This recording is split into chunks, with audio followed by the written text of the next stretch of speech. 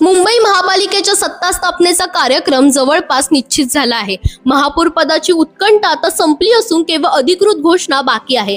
भाजपकडून नगरसेविका रितू तावडे यांनी महापौर पदासाठी अर्ज दाखल केला असून उपमहापौर पदासाठी शिवसेना शिंदे गटाकडून संजय घाडी यांनी अर्ज भरला आहे। विरोधी बाकांकडून एकही अर्ज न आल्यामुळे ही निवड बिनविरोध होणार असल्याचं स्पष्ट झालं आहे।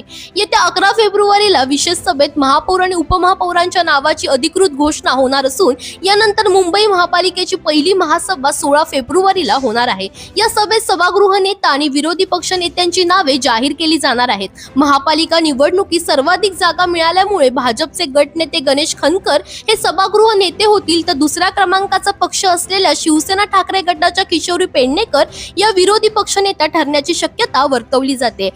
या सभेत स्थायी समिती आणि शिक्षण समितीच्या 26 सदस्यांची नावेही घोषित केली जाणार आहेत। 20 फेब्रुवारीला या दोन्ही समित्यांच्या अध्यक्षपदासाठी निवडणूक होणार आहे। 23 फेब्रुवारीला सुधार आणि बेस्ट समित्यांच्या अध्यक्षांची निवड केली जाईल। 24 फेब्रुवारीला विशेष सभेत उपमुख्यमंत्री अजित पवारांना श्रद्धांजली अर्पण करून सभागृह दिवसभरासाठी बंद केलं जाणार आहे। 25 फेब्रुवारीला उर्वरित विशेष समित्यांच्या अध्यक्षपदाच्या निवडी होणार असून त्यानंतर मुंबई महापालिकेचं कामकाज पूर्ण क्षमतेने सुरू होणार आहे। दरम्यान तुम्हाला अशाच पॉलिटिक्स रिलेटेड अपडेट्स हव्या असतील तर इंडिया लीडरला फॉलो करायला विसरू नका।